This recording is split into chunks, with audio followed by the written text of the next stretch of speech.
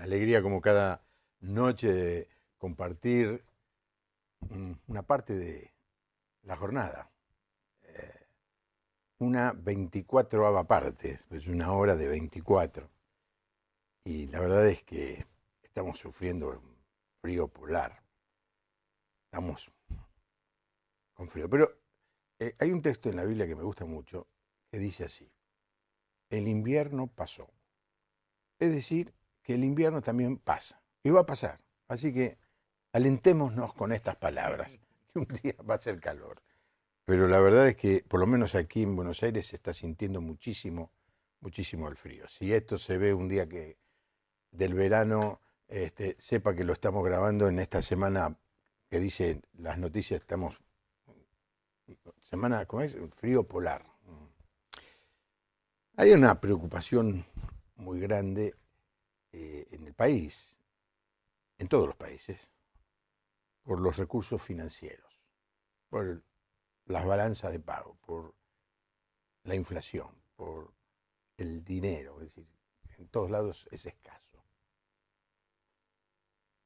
Pero más que como país, lo que nos afecta a nosotros es nuestra propia realidad, la realidad personal, de llegar a fin de mes, como decimos habitualmente, de poder vivir dignamente. El apóstol decía que tenemos que estar satisfechos cuando tenemos abrigo y sustento. Pero es un tema que nos ocupa y nos preocupa. La gente da la vida, gasta la mayoría de su tiempo detrás de este bien que es el dinero. Y otra vez lo digo, ya muchas veces lo dije, no es un buen negocio, pero lo tenemos que hacer. Gastar un recurso que no es renovable, el tiempo, para adquirir un recurso que es renovable, o que, como se dice, viene y va. Fernando Rimoldi nos visita en esta noche y es una persona dedicada al mundo de los negocios. ¿Qué tal, Fernando? ¿Bien? ¿A qué te dedicas vos? Soy empleo bancario, estoy trabajando hace 15 años en el Banco de la Nación Argentina, soy funcionario del banco en la parte de banca individuos. Ajá. Y estamos monitoreando un poco el negocio bancario en la parte de la red de sucursales del banco. Ajá. ¿El lindo trabajo te gusta? Sí, me gusta, es muy desafiante. Qué lástima que no viniste el martes, porque el martes una de las personas que trabaja aquí trabaja en el Banco Nación. Ah. Estás en el edificio... En el central, sí. El central, enfrente de la Casa Rosada. Sí, sí. Qué edificio sí, ese, es ¿no? imponente. Sí, no, tiene 5 pisos, 3 subsuelos, Sí. un entrepiso, es impresionante. Le digo a la audiencia, cuando viene a Buenos Aires hay muchas cosas caras, pero una cosa que vale la pena, entrar al hall central del Banco Nación, que es justo una puerta que está sobre la calle Rivadavia, que mira a la Casa Rosada, ¿no? Que se cruza la calle y se está en la Casa Rosada.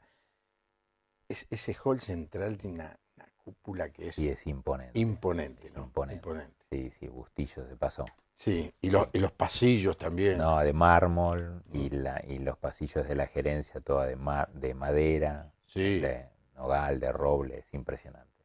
Sí. ¿Es cierto que alguien que anduvo por allí se hizo un jacuzzi también? Dicen eso, no llegué a verlo, pero dicen las malas lenguas que sí. No, que digo, hubo... si te invitó. No, no No te invitó. No invitó. Ahora, vos también te dedicás a ayudar a las personas a el buen manejo de lo Sí. financiero. Sí. ¿Cómo te surgió esta inquietud? En realidad, yo desde los 13 años que entregué mi vida al Señor y desde ese tiempo estuve trabajando en jóvenes, en la parte de los ministerios, digamos, pastorales. Pero hace 2 años escuché al pastor Daniel González hablar de finanzas y demás. Y lo interesante es que yo hice mi profesión en la parte, yo soy licenciado en administración, hice un posgrado en finanzas y demás, pero consideraba que no era espiritual. Como que mi trabajo no era espiritual. Entonces tenía que dedicarme justamente a cuestiones espirituales. Hasta que un día escuchando al pastor González me di cuenta que había una necesidad muy grande en el pueblo de Dios de enseñar los principios financieros, lo que Dios dice, lo que la palabra dice respecto a las finanzas. Pues ¿sabes qué pasa con Daniel González? No. Que de venir tanto a mi programa se hizo tan famoso que ahora me dice, me he hecho tan famoso por tu programa que tengo tantas invitaciones que no puedo ir a tu programa. Eso se llama comerse a la gallina de los huevos de oro.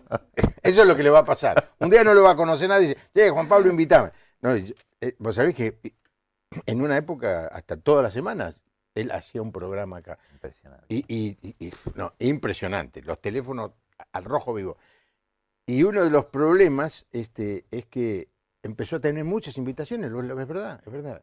Así que este año lo tengo que buscar, lo tengo que correr abajo de la cama para que me venga a hacer programas, pero no lo hemos conseguido. Pero qué lindo es que vos captaste lo que él enseñó. Exacto, y ahí me di cuenta que había una necesidad muy grande y empezamos le tiré el desafío al pastor de mi iglesia de poder tener micros de 5 minutos en algunos cultos, y eso fue increíble porque hubo un efecto rebote. Había una gran necesidad en nuestra congregación, en otras congregaciones, en los grupos de jóvenes, de poder descubrir qué era lo que Dios decía en su palabra acerca de cómo manejarse el dinero, con los préstamos, con las tarjetas, acerca del diezmo, del tema del dar, porque nosotros estamos con una cultura más que dar, de recibir. Sí. Entonces es como contracultural hoy en día el tema del dar. Sí, absolutamente. Totalmente. Especialmente en la Argentina. Mira, hace un rato estuve con un grupo, me impuse una tarea, estoy armando un grupo, una célula, con los hombres que no quieren ir a ninguna célula. Porque en todas las iglesias hay gente que cuando le decimos que se involucre en una célula, no quieren ir. Entonces, esa es la célula que estoy armando. Sí. Y yo le contaba, cuando uno conoce Estados Unidos, ve las cosas buenas y las cosas malas de Estados Unidos. De hecho, Estados Unidos es un país post-cristiano, ¿no? Ya los valores que hicieron grande al país ya han desaparecido. Pero esa gente que hizo mucho dinero tenía un concepto del dar tan diferente que no lo vemos eso aquí en la Argentina. No. Por ejemplo, uno va por una ciudad y ve una universidad ofrendada por fulano de tal. Becas, empresarios que dicen, bueno, voy a becar a 10 estudiantes para que estudien aeronáutica. Y ofrece la beca a través de canales y ese estudiante consigue. Hay el empresario, sí, o parte de los empresarios, vuelcan en becas, en universidades, en todo lo que tenga que ver la educación, lo que han ganado. De hecho, alguna vez hasta escuché que Bill Gates, que dicen que es un hombre que ha prosperado mucho, ¿no? ¿Qué es lo que inventó el Microsoft? Sí, Microsoft. Algunos dicen, particularmente lo dice el pastor Bill Hybels, es muy posible que cuando pase la historia se recuerde a Bill Gates no por haber creado Microsoft, sino por lo que dio, sino por lo que está haciendo ahora, que es luchando en contra de las enfermedades epidémicas, sí, y está invirtiendo millonadas y millonadas pagándole a científicos para que trabajen y encuentren las vacunas para un montón de enfermedades que todavía siguen matando gente. Tiene el concepto de dar. Acá es rarísimo. Sí. Los empresarios argentinos la quieren toda para ellos y no comparten con la sociedad nada. Nada. Si hay algún empresario, se lo estoy diciendo a usted. Los teléfonos son el 011, porque estamos en Buenos Aires, 4568-6667. Es el teléfono donde hay alguien que le va a contestar con voz humana. En el otro no contestamos el teléfono, ahí recibimos WhatsApp. Es el 011-6041-3585, es un teléfono celular de Buenos Aires. Y entonces nos abrimos yo acabo de conocerlo a Fernando, así que le puedo decir con toda libertad, pregúntele lo que quiera. Él contesta lo que sabe. Pero usted pregunte, ¿no? ¿Cómo se hace para llegar a fin de mes? ¿Pago la factura de gas o no la pago? Tema que nos tiene a todos atrapados. Y descubriste que qué defectos, qué errores, qué cuestiones en la vida de los seres humanos, de los argentinos y ahora también de los que dicen ser cristianos, son caóticos, es decir, que necesitan ayuda. ¿Cuáles son? Hay uno de los puntos claves que me he dado cuenta en este tiempo y a raíz de todo lo que estuve hablando con diferentes personas, es que la gente no se puede proyectar. En el caso de los jóvenes, aún en la iglesia, viven con la sensación de que no hay futuro. No, al no proyectarse, la gente que no proyecta no invierte, no ahorra, no tiene un plan, no tiene un presupuesto, porque hay que gastar todo ya. Lo importante, tengo 10 pesos, lo gasto ya. Claro, ¿no crees, Fernando, que es resultado de la inflación, que la inflación nos hizo cortoplacistas? Sí, sí, puede ser. ¿Y se puede ahorrar en medio de la inflación? Sí se puede ahorrar en la inflación. Lo que pasa es que la gente tiene que tener un plan. Normalmente se divorcia el aspecto financiero de las otras partes de la vida, digamos. La gente tiene un plan, un ideal en cuanto a la familia, en cuanto al trabajo y demás, pero lo que tiene que ver con el aspecto financiero lo maneja como divorciadamente. Es como no consulta a Dios, no consulta a nadie, se mandan solos. Inclusive hay gente que tiene, por ejemplo, pastores y demás que de repente tienen una gracia o un don para manejarse en una determinada área y piensan que en el aspecto financiero se pueden manejar igual, sin consultar, sin planificar, sin tener un presupuesto. Entonces es ir a la deriva. Una vez escuché un pastor que decía que el destino manda. Si yo no tengo bien definido a dónde voy, no voy a ningún lado. No voy a ningún lado y no sé qué tengo que llevar en la mochila. Claro. Entonces, si voy a Mar del Plata en enero, sé que no voy a llevar botas de nieve o esquí. Y en el aspecto financiero es igual. Si yo no sé para dónde voy, si no tengo un proyecto, si no tengo una idea, si no tengo un plan, entonces no voy a ningún lado. Entonces, pero lo que te va a decir un televidente, ¿qué plan voy a tener si no me alcanza? sí. ¿Es verdad? Es verdad. Lo que pasa es que nosotros estamos en un país que cada 10 años pasa algo. Que es uno de los pocos países, es el único país del mundo que estuvo un año prácticamente sin sistema financiero. Somos una rareza a nivel mundial, digamos. Sí. Ni Grecia estuvo así. Sí, en muchas cosas. Muchas cosas, sí, pero sí. en el aspecto financiero es así. Sí. Entonces, por eso el empresario argentino es así, por eso se da la cultura del recibir en vez de dar, pero eso ha no solamente matado nuestra economía, sino que la ha atado. Yo estoy leyendo en este tiempo un libro que se llama Atemos el burro a la vid. Y el autor habla que el burro en la antigüedad era considerado un sinónimo de prosperidad. Pero Y justamente cuando mismo le dice la palabra, por ejemplo, Job tenía 500 burros. Y cuando el Señor lo bendijo más, tuvo 1000 burros. Y en aquel tiempo el burro era considerado no solamente un animal, sino un bien para transportar mercaderías y demás. Y cuando Jesús le dice a los discípulos que vaya ahí en Mateo 21 y que pida el burro y que lo desate, y si preguntan, dice, díganle que el Señor lo necesita. Hoy nuestro burro es nuestra economía, nuestro trabajo, nuestro negocio, es aquel que soporta nuestras cargas financieras, aquel que soporta la escuela de nuestros hijos, nuestro estilo de vida, y necesitamos que el Señor desate nuestro burro hoy.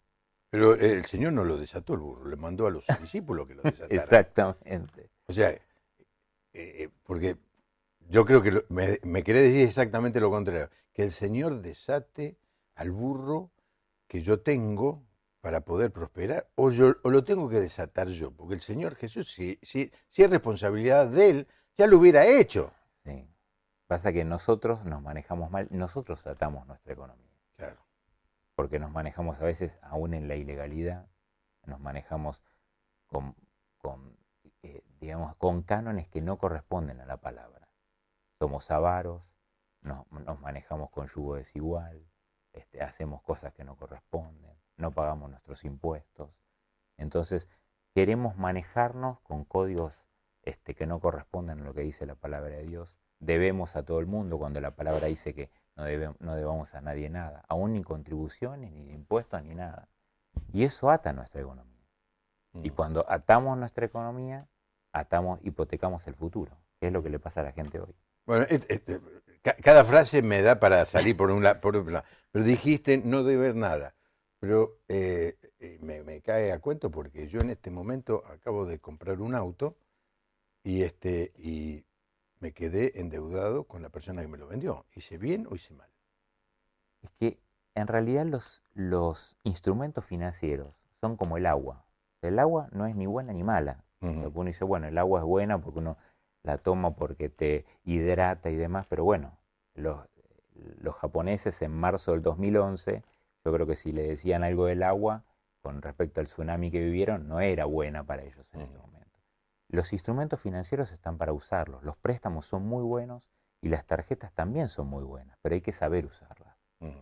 Entonces, uno cuando toma un préstamo tiene que saber para qué lo toma. Una cosa es tomar un préstamo para comprar una casa, para comprar un auto. Uno tiene que saber cómo va a ser el repago de ese préstamo, si lo va a poder pagar, cómo va a ser el interés de ese préstamo, si estoy en condiciones de pagarlo, si me conviene sacar un préstamo o ahorrar para poder comprarlo, sabiendo que yo voy a destinar el 30% de mis ingresos a pagar ese préstamo.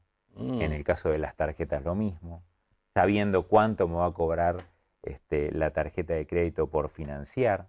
Sí. Hoy en día las tarjetas de crédito están cobrando el 114% por financiar. ¿114%? 114% por financiar. Entonces hay que saber usar la tarjeta. La tarjeta es buena como instrumento de compra. Ahora, si yo me empiezo a financiar pagando solamente el monto mínimo, estoy hipotecando mi futuro y el de mi familia. Y como alguien dijo, entraste en el sistema y una vez que entras en el sistema es muy difícil salir. Bueno, pero Fernando, hablaste de tener un plan. Danos una idea. ¿Cómo se arma un plan para la familia? O, pensando en un joven, ¿cómo arma un plan? ¿Cuáles son los elementos de un plan? Lo primero que uno tendría que hacer es un presupuesto. Un presupuesto puede ser una planilla de Excel, un cuaderno, donde yo tengo que anotar cuánto es lo que gano, cuántos son mis ingresos. Puede ser una beca, puede ser un sueldo, puede ser algo que reciba mi papá. Si en el caso de un matrimonio, lo que ganan los dos cónyuges. Y después empezar a restar todas aquellas cosas que son los gastos fijos. La escuela de los chicos, los impuestos, la obra social. Y los servicios. Los servicios, que ahora tienen una carga bastante importante. Y después algunas cuestiones variables, como por ejemplo cumpleaños, salidas, destinar una parte del ingreso si es posible para ocio, proyectar. Entonces, en función de eso, una vez que uno ya tiene el presupuesto mensual y sabe si está por arriba o por debajo del punto de equilibrio, digamos, si le sobró o le faltó, en función de eso uno puede ir corrigiendo mes a mes el presupuesto y destinar algo para ahorro. Porque si uno no sabe cuánto es lo que gana y cuánto es lo que le queda a fin de mes, es muy difícil tener un plan. Entonces uno tiene que tener un presupuesto para saber, ¿estoy por debajo del presupuesto? ¿Estoy por arriba del presupuesto? ¿Tengo algo para ahorro? ¿Tengo que pedir prestado porque no me alcanza? ¿Cuánto voy a usar para tarjeta de crédito? ¿Es bueno usar la tarjeta de crédito para comprar los alimentos? ¿Es bueno usar la tarjeta de crédito para comprar elementos para el auto? Para, por ejemplo, dejar por débito automático los impuestos. Entonces yo tengo que tener bien, el presupuesto es como una hoja de ruta. Tengo que saber qué es lo que me queda y con cuánto yo termino a fin de mes. Y en función de eso tengo que empezar a alinear y afinar el lápiz para que por lo menos esté en el punto de equilibrio. Que no gane ni pierda, que quede por lo menos en cero. Y tengo que lograr tener un superávit para poder empezar a ahorrar, para poder empezar a invertir, para tener para el futuro. Y arranca sumando los ingresos que uno tiene. Exactamente. Yo tengo que saber cuánto gano, tengo que saber cuánto voy a recibir de aguinaldo, cuánto, si tengo un premio, cuándo lo voy a recibir. Ahora la gente dice, mira, lo que gano no me alcanza, digamos. Y hoy por hoy a la gente en el país le está costando mucho que le alcance. Sí. Y vos aparte agregaste, ahora no lo dijiste, pero antes lo dijiste, separar la ofrenda. Correcto.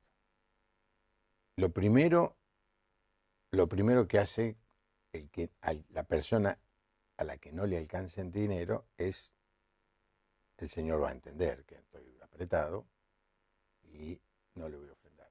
No. ¿No entiende? No, lo primero que tiene que hacer la persona es separar el diezmo y la ofrenda. Es lo primero que hay que hacer. Pero no le alcanza, Fernando. Es que ese es el secreto. El secreto de la bendición es el dar. Si yo doy, el Señor se va a encargar de mi 90%. Lo primero que nosotros hacemos con mi familia desde que nos casamos y aún antes cuando yo era soltero y estábamos ahorrando para el primer departamento, justamente era eso. Y lo que sigo haciendo el día de hoy. Lo primero que hacemos con mi esposa es separar el diezmo, separar para la ofrenda y separar para la ofrenda de misiones. Y el Señor se ha encargado a lo largo de estos años del 90%. Muchas veces matemáticamente el sueldo no me daba. Pero ahí nosotros vimos cuál fue el secreto. El bienaventurado es mejor dar que recibir, como dice la palabra. Porque si yo doy, dice, el que da poco recibe poco. El que da mucho recibe mucho.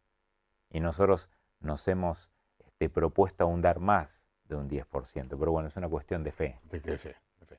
Desde Santa Fe, dice, buenas noches, ¿de qué manera me conviene invertir unos ahorros para que no pierdan valor de capitalización?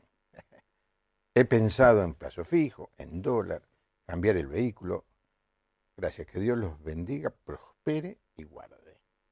Un vehículo, en realidad, la compra de un vehículo nunca es una inversión.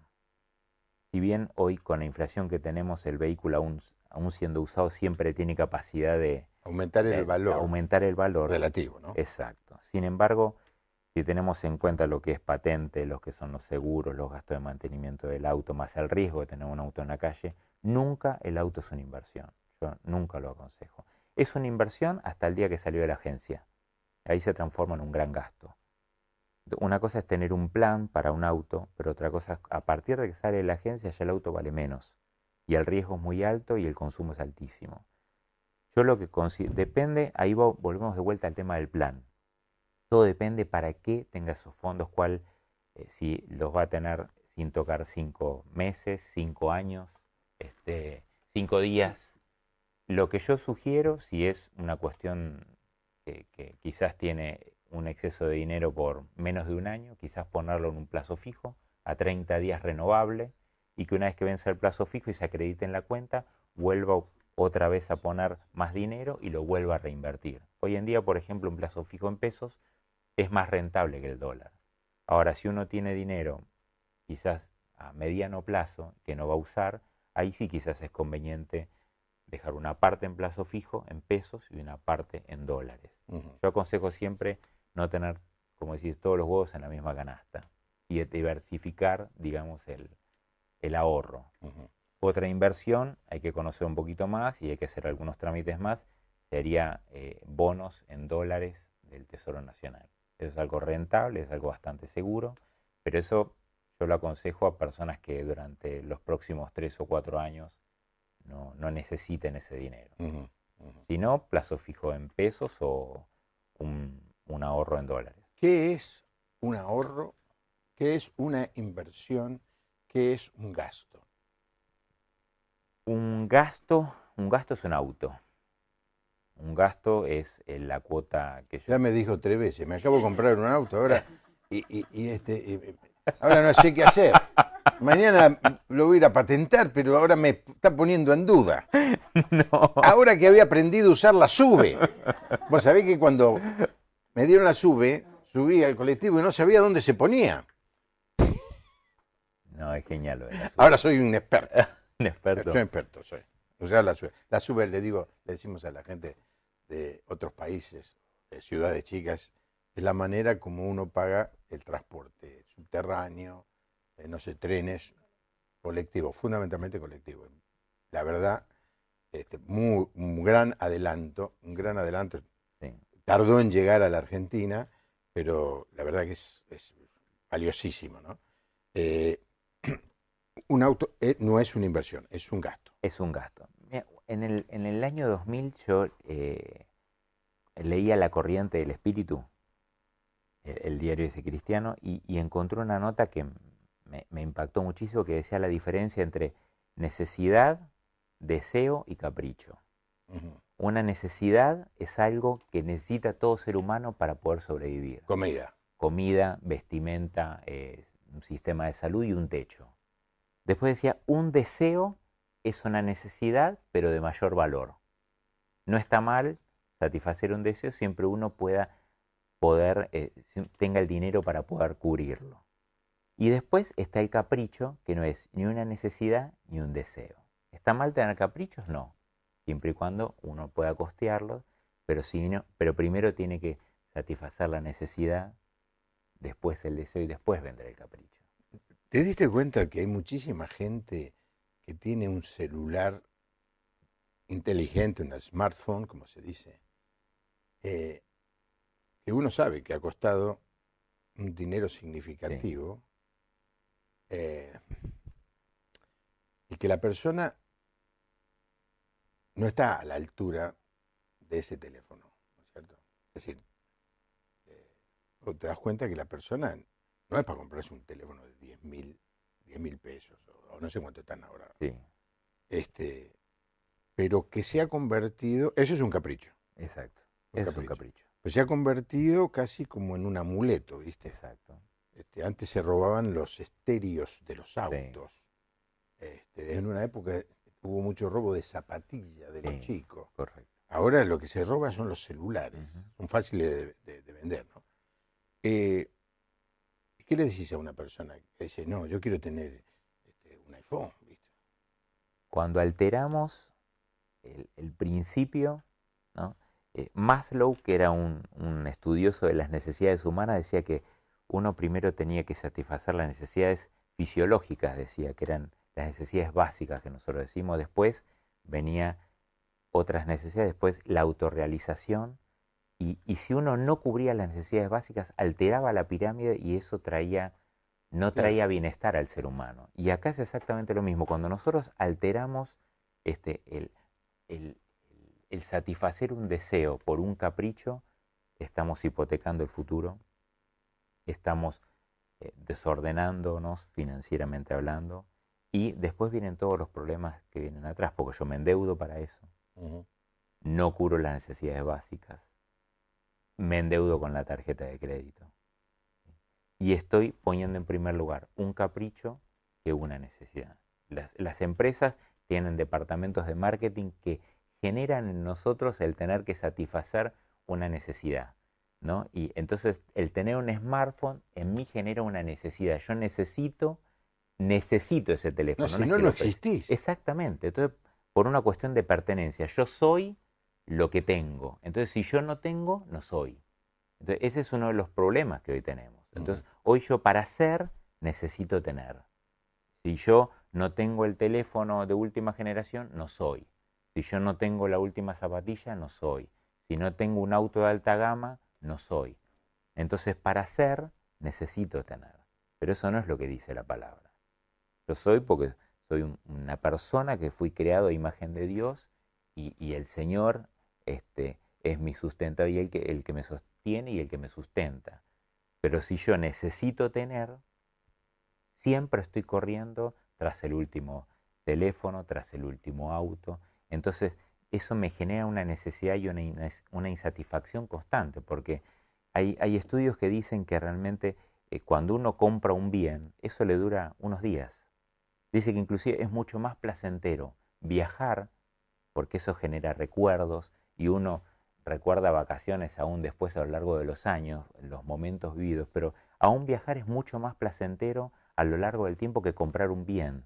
Porque uno compra el bien, le dura 4 o 5 días, un mes. No, yo he escuchado y a veces lo digo, que después de la compra, cuando vos tenés el producto en la mano, se produce una cierta dosis de insatisfacción, que no la podés verbalizar, porque vos pensabas que si tenías ese producto ibas a estar pleno, feliz, Exacto. realizado. Y resulta que ahora tenés el producto y no está ni pleno, ni feliz, ni realizado. Y apenas lo empezás a usar, te avisan de que salió un modelo más nuevo. Y ya me arruinó. Me arruinó. Claro, ¿viste la propaganda que decía, quiero tomar esa cerveza que me haga que las chicas vengan conmigo y que me sienta un hombre realizado? Porque en realidad los que... No funciona, ¿eh? No Yo funciona. yo lo intenté. No. Yo lo intenté. No funciona. No funciona. Es que justamente lo que venden las empresas son conceptos. Conceptos asociados a producto. Si vos tenés este auto, sos un ganador. Si vos tenés este teléfono, sos un winner. Si vos tenés tal zapatilla, vas a ser mejor que otro. Y si usás este perfume, espectacular. Sos un capo. Sos Vas a ser como esa estrella de cine. Por eso los perfumes están todos asociados a la estrella de cine, a los actores, a las actrices. Y los cigarrillos a los conductores de auto, ¿te diste cuenta? También. Los de Fórmula 1. Fórmula 1, tal cual. Entonces uno compra un concepto y después, como decís vos, cuando uno lo compra se da cuenta que ese concepto en realidad estaba vacío de contenido. Entonces necesito volver a comprar porque necesito volver a hacer, porque necesito estar pleno todo el tiempo. Entonces la gente busca su plenitud justamente en seguir adquiriendo bienes de capital. Sí. A perseguir la zanahoria. Exactamente. Y eso es muy notable en las nuevas generaciones. Yo soy culpable. Confieso mi culpa. Le compré a mi nieto la PlayStation 1. Y pensé que iba a estar contento, pero por los siglos de los siglos. Y después le compré la PlayStation. Es el único nieto grande que tengo. Los dos nietos viven lejos, en Asia, así que no les puedo... les compro el producto. La madre les compra, lo pago yo, y le dice, esto te compró el abuelo, y yo me entero, me lo muestran por Skype, ¿no? Pero vos sabés que la Play 3 ya es vieja. Tal cual. Mirá La vos. 4 y la 4 Slim y... Claro, y entonces, queriendo hacerles un bien a nuestros hijos y los abuelos, a nuestros nietos, le hacemos un mal. Y vos decís, ¿cómo era que éramos felices jugando a las bolitas en la calle? La bolita. Y a la figurita. Y éramos más felices que los pibes que están hoy. Porque inclusive hasta esos juegos son solitarios. Lo pueden jugar, la gente ahora está, me dicen en Poké, un juego que está de moda. Sí. Y se aísla del mundo. Es que estamos en la era de la comunicación y estamos cada vez más incomunicados. Es muy loco. Paradigmático. Todo eso, sí. Miguel Ángel de Rosario, ¿es verdad que en Estados Unidos en las iglesias se paga el diezmo a través de cajeros o con tarjeta? Y quería saber qué textos bíblicos confirman lo que el invitado aconseja, en casos de que haya, cuáles son. Sí, definitivamente en Estados Unidos, bueno, en nuestra iglesia recibimos muchas ofrendas, no muchas, a ver, estaremos en este momento en un 10, 15% de las ofrendas que los hermanos dan, la dan por el banco. Exacto. Nos traen el comprobante y nosotros podemos emitirle como fundación un recibo que finalmente puede ser descontado, no sé qué porcentaje de ganancia. Tal cual. En Estados Unidos eso es muy común, con la gente muy poco ofrendan dinero en las iglesias. En general, la mayoría de las iglesias son giros. Yo nunca vi, he ido a muchas iglesias que pase, en vez de pasar la bolsa o el plato de las ofrendas, pasa ¿cómo se llama el aparato ese? El postnet. El postnet. No, nunca lo vi. Pero no digo que no exista, ¿eh? Puede ser. Ahora, dice, ¿qué textos bíblicos confirman lo que el invitado aconseja? En caso de que haya ¿cuáles son? Hay tantos textos. Hay muchos textos. En Malaquías trae los diezmos al alfolí. Después hay un texto que dice, no debáis a nadie nada, que dice Pablo. Después en Proverbios que dice, el que pide prestado es esclavo del prestamista. Hay muchísimos textos. Sí, porque el tema del dinero en la Biblia tiene mucha. Hay más de 3.500 textos bíblicos solamente que hablan del manejo del dinero y de los bienes, de cómo administrarnos sabiamente. 3.500 textos, y es el primer, el tema más recurrente en la Biblia es ese. Después viene el amor, en ese nivel. O sea, Dios evidentemente sabía que a nosotros nos iba a traer cierto dolor de cabeza todo el tema del manejo del dinero, el manejo de los recursos, y es el tema más recurrente en la Biblia.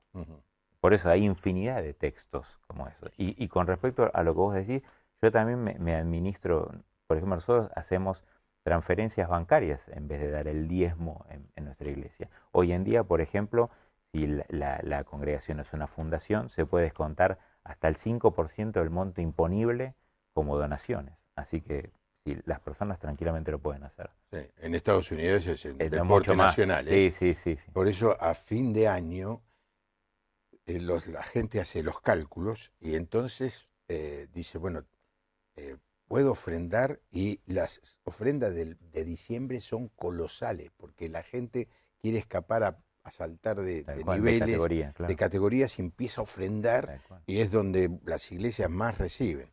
La gran pregunta es, ¿lo hacen por amor al Señor o para pagar menos impuestos? Los pastores dicen, no voy a hacer esa pregunta, que vengan igual. Me gustaría preguntar al invitado si los bancos se quedan con dinero de los ahorristas, sin que los ahorristas lo sepan. No, hoy no hay posibilidad. Hoy el sistema bancario, por lo menos el nuestro, está muy transparentado. Los bancos no se pueden quedar con el dinero de los ahorristas.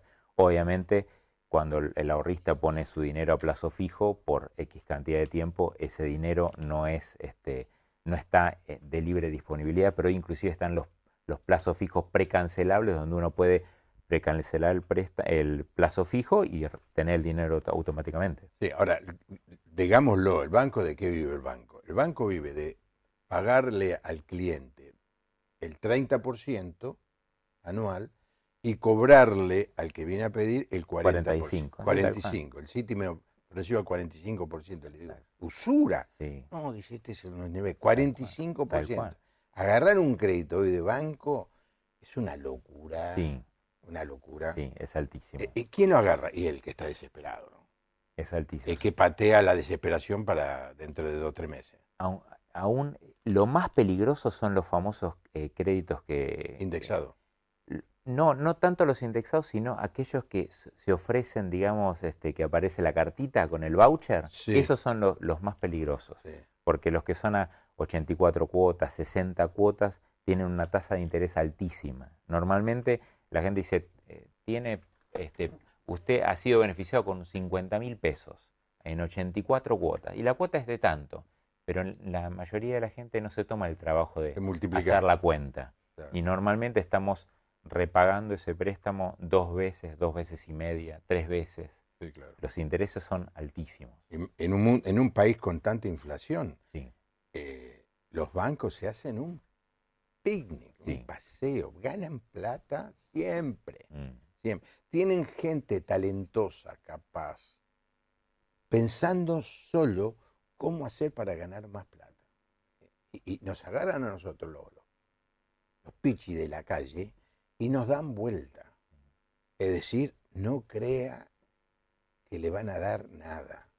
Esa chica que va y gasta y el marido cuida a la nena del Banco Galicia y ella compra de todo. Dice, es ciencia ficción, mentira. O ese tipo, capaz, es el chofer de algún funcionario público. Sí, no sé. Uno no sabe, ¿viste? Entonces, o la cocinera, el tipo salvo ese caso, no sé. El pastor Ibarrera de Jujuy, muy bueno el programa, Dios lo siga bendiciendo, muchas gracias. Soy viuda, cubro jubilación y pensión. Lo primero que hago es sacar el diezmo, ofrendo. Estoy arreglando mi casa, pago los impuestos, nunca me falta nada, Elba de Rosario. Increíble. Buenas noches, mis saludos de Chubut, Trelew. Soy cristiana y bueno, no trabajo, pero mi esposo sí. Él no conoce a Dios. Mi pregunta es, ¿Dios nos bendice igual por más que no demos el diezmo? Mi esposo dice que los pastores quieren dinero, lo típico.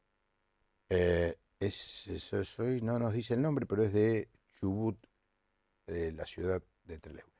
No entiendo bien, con mi esposa tenemos un emprendimiento y este mes compramos una pick-up mediana 0 kilómetros, pero es para trabajar mejor. Yo lo tomo como una inversión para poder trabajar y movilizarme mejor. Bueno, es interesante esto. Una cosa, el auto que yo me compro, ¿no es cierto? Que es una herramienta de trabajo, sí, pero venía con la SUBE, 6.50 me salía el boletito, ¿no? O 6.25, te digo, a 15 cuadras. Es más, empecé a caminar, cosa que... y ahora no, ahora tengo el auto. Me va a costar caminar ahora. Para es un auto muy, muy lindo que un hermano en la iglesia me vendió. Pero hay otra gente que tiene un auto como una herramienta de trabajo. Eso es diferente. Eso es diferente. Eso es diferente porque es una herramienta de trabajo, es parte de mi microemprendimiento o parte de mi negocio. Si yo compro una camioneta para trabajarla, ya sea que tengo, no sé, un emprendimiento agrario, o sea una máquina agraria, o sea un remolque, o sea un camión, porque lo necesito para mi trabajo, eso es otra cosa, porque en realidad es un bien de... Es una herramienta para trabajar, es un bien no solamente de consumo, es un bien de producción. Entonces, en ese caso no es un gasto, sino es una inversión en mi proyecto. Ahí es muy distinto. Muy de acuerdo con el tema. Yo leía mal desacuerdo. A mí me encantan cuando alguien me escribe que está en desacuerdo. Pero no, en este caso María Villani dice que está de acuerdo con el tema sobre la economía. Es bueno que los creyentes pidamos a Dios nos dé dominio propio en los gastos. Sí, dominio propio. Dominio propio. Temperancia se le llamaba antes. Autocontrol en algunas traducciones. Es el autocontrol que tengo que tener yo, cualquiera, cuando le traen una masa, una bandeja de masa, y me gustan todas. Y mi mujer me mira y me dice, no agarres ni levantes el dedo. Eso es autocontrol.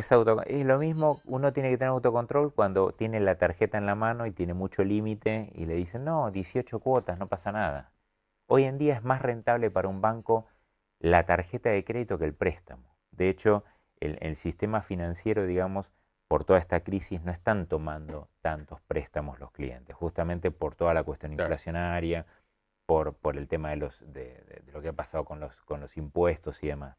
Pero la gente está usando mucho la tarjeta de crédito. Y los bancos, por eso te ofrecen, te llaman por teléfono, tiene adjudicada una tarjeta. Exacto, que en realidad hoy los bancos están recaudando más por lo que les deja la tarjeta de crédito que por el spread que deja el préstamo entre el... Ahora, te ofrecen vamos a decir, un televisor, ¿cómo se llama? Smart TV. Sí. Smart TV. Yo no tengo, pero tengo amigos que se lo compraron. Te dicen 12 cuotas sin interés. ¿Es malo o bueno el negocio? En realidad, es verdad lo que dicen, pero el precio ya tiene cargado el interés en el caso del comercio. O sea, el televisor ese que salió en 12 cuotas ya tiene cargado el interés implícito, pero el problema no es ese. El problema es que durante 12 meses yo voy a recibir el resumen de tarjeta. El resumen de tarjeta se paga.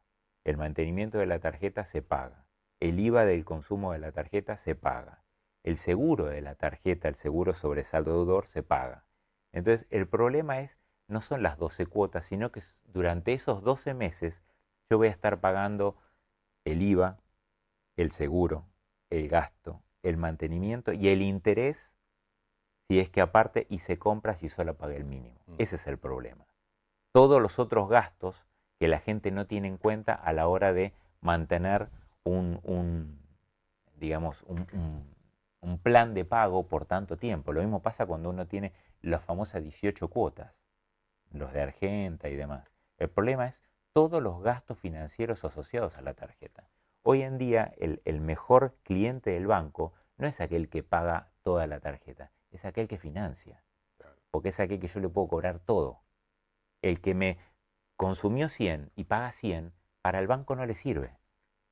Al que le sirve es el que consumió 100 y paga 10 y me financia los otros 90.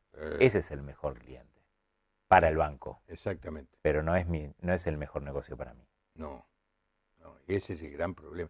Lo que pasa es que para alguien que nunca pudo comprarse algo, ¿viste? Que siempre pasó por la sastrería esa y vio ese trajecito y de golpe tiene la tarjeta en la mano y entra y le dice 18 cuotas y se compra el trajecito, ¿viste? Y la satisfacción, ¿viste? Y no sabe, y como no puede pagar completo, paga el mínimo. El mínimo, y ahí perdió. Estamos en el horno. En el horno. Tal cual. Porque el problema es, yo tengo que usar, el secreto acá es usar la tarjeta de crédito como tarjeta de compra. Sí. American Express, cuando salió, era una tarjeta de compra, claro. no una tarjeta de A fin de mes había que pagar todo. Todo. Entonces, el secreto acá es usar la tarjeta de crédito como tarjeta de compra. Pagar todas las cuotas, todos los consumos. Claro, porque vas a comprar una cosa y tenías que llevar un paquete de billetes de 100. Ahora, el otro día me dieron uno de 500 por primera vez, sí. que tiene mal el número. ¿Cómo pueden hacer un billete con el número de vuelta?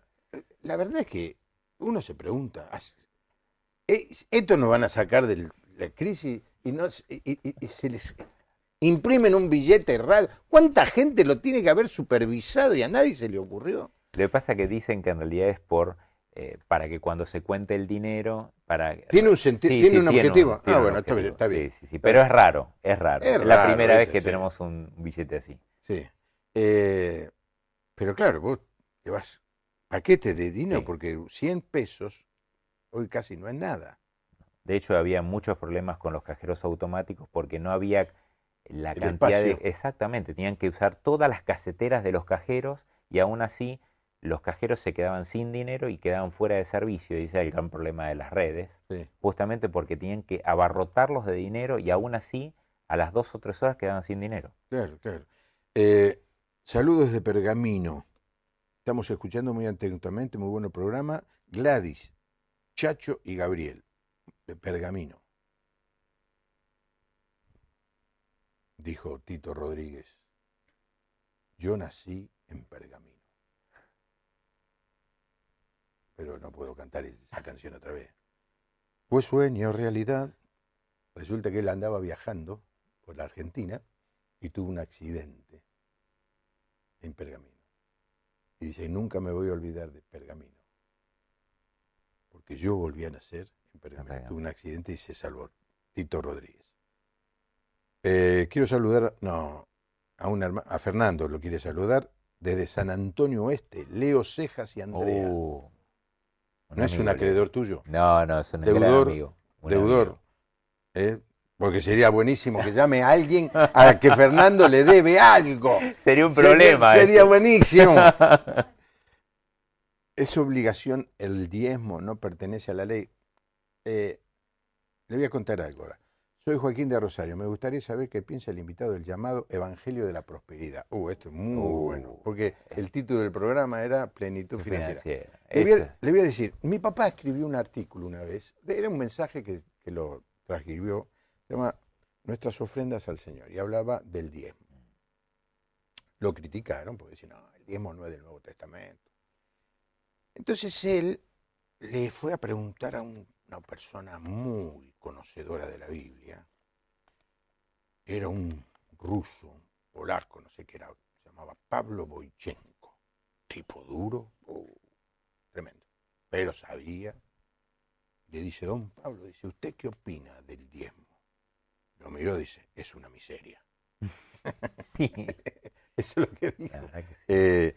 El diezmo es el principio. Exacto. Es el principio. Exacto.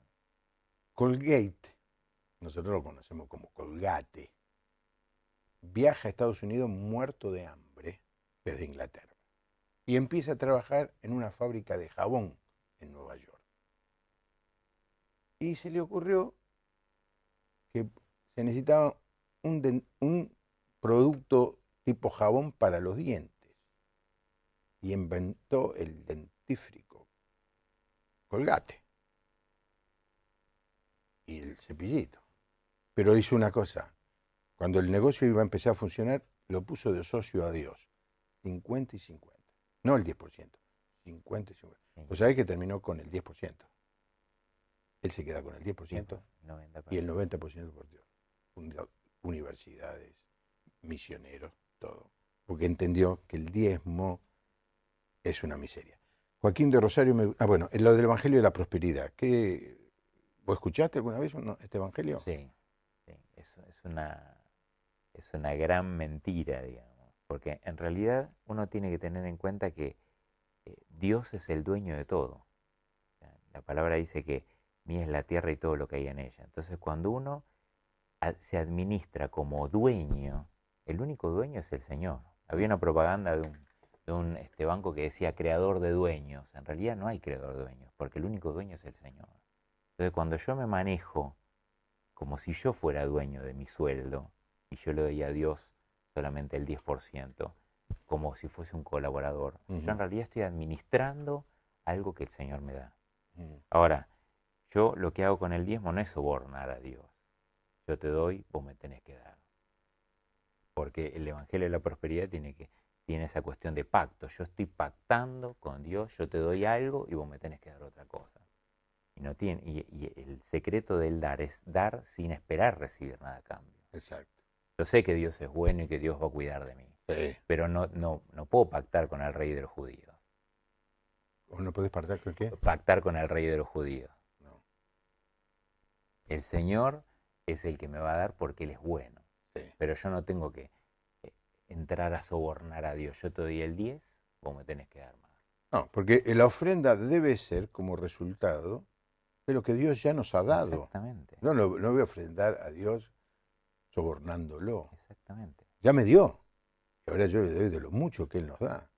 Entonces, eso de que ponga 100 que Dios le da 1000, usted escucha esto, salga corriendo. Sí, tal cual. Salga corriendo. Mentira.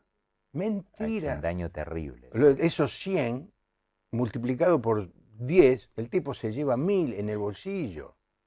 Y si no, y cuando a usted no le van a venir los 1000, él le va a decir poca fe. Exactamente. Oh, Ese es el tema. Está en pecado. Claro. Y no vaya a romper el pacto porque le vienen 7 maldiciones encima. Exactamente. Ay, ay, ay. Que Dios, ¿qué dice la Biblia respecto a dar préstamos? Uy, esto es muy bueno. Préstamos a los creyentes. ¿Se les puede cobrar intereses? No entendí bien la pregunta. Un creyente le presta a otro creyente. Sí. ¿Le puede cobrar interés?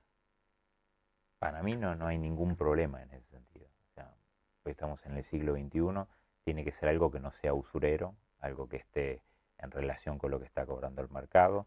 Me parece que es un lucro cesante. O sea, si yo estoy prestando un dinero a otra persona y en ese periodo de tiempo no puedo usar ese capital, a mí no me parece mal que la persona le cobre un cierto interés. Eso no tiene que ser usurero, no tengo que pasarme de rosca, pero me parece que si yo no voy a usar el dinero por un tiempo y la otra persona lo va a utilizar, cobrar un interés para cubrirme sobre todo el tema inflacionario acá en Argentina, me parece perfectamente razonable. Ahora, a quien hizo esta pregunta, Ariel, te doy un consejo. Haced este negocio con testigos. Exacto. Delante del pastor, si es posible. Que quede claro que vos le estás prestando dinero con un interés razonable, porque estamos viviendo en un país con 35% de inflación. Si no le estás regalando el dinero. Exacto.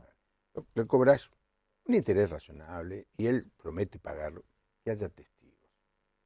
Así todo el mundo está tranquilo, todo el mundo sabe que no lo quisiste estafar, que el dinero realmente se lo diste, y lo ayuda al otro hermano a saber que está siendo observado y evita tener problemas. Yo he perdido hermanos queridos en la congregación porque pidieron plata y como no la podían pagar, por vergüenza dejaron de venir.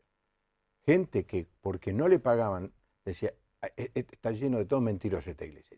No acepto, no permito que hagan negocio los hermanos de la iglesia sin estar presentes los pastores ayudándolos como testigos. Exacto. Yo te aconsejo, Ariel, eso. Yo lo que recomiendo también es que puedan firmar, puedan hacer una especie de convenio de palabra, digamos, donde quede todo escrito, Sí, sí. qué es lo que se entregó, cuántas cuotas se van a cobrar, cuál es el interés que se va a cobrar, en cuánto se espera recibir el repago de ese préstamo. Sí. Yo normalmente lo he hecho para varios hermanos en la iglesia que tenían de repente que pedir plata o préstamos a otras personas que no eran de la iglesia. Inclusive he hecho ese tipo de cartas de intención y la verdad que con un muy buen resultado. Sí, sí. Yo creo que sí. Bueno, y van a seguir llegando muchas preguntas, pero ya se terminó el tiempo. Eduardo de San Juan dice, si puedo dar el diezmo en otra iglesia que no sea la iglesia a la que yo asisto, digo, porque en la otra iglesia usan mejor el dinero. Si yo le llego a contestar algo, el pastor de su iglesia me manda un sicario y yo dejo de hacer el programa. Háblelo con su pastor. Para eso es su pastor. El pastor me va a decir, me está cargando. No, te digo, si vos sos de una iglesia, tenés que apoyar a tu iglesia. Tal cual. Tal cual. Que puedas darle a otros. Sí, yo estoy muy abierto cuando un hermano viene y dice, estoy ofrendando para tal cosa, hacelo con toda libertad, pero presupongo que cumpliste con la iglesia local. Tal cual. Sí, gracias, Fernando. No, fue un placer. A Daniel González decimos, mira, cuídate, Daniel, porque Fernando viene asomando. Te quedás sin trabajo si no venís al programa. Llámenlo todos los amigos Daniel González, díganle que el pastor Bongarrá lo está reemplazando. Gracias, Fernando. Un placer, la verdad que fue una alegría estar acá. Espero que le haya gustado el programa, un tema tremendamente interesante, da para mucho más. Y estuve hace un rato con un grupo de los que no quieren ir a ninguna célula. Entonces tengo una célula para los que no quieren ir a una célula. Y justamente leímos Hebreos capítulo 13, que está lleno de consejos. Y dice versículo 5, vivan sin ambicionar el dinero. Confórmense con lo que ahora tienen, porque Dios ha dicho, no te desampararé ni te abandonaré. El dinero va y viene. Es mucho más importante estar haciendo lo que Dios quiere en nuestra vida, cumpliendo su voluntad. Hebreos capítulo 13, está lleno de muy buenos consejos.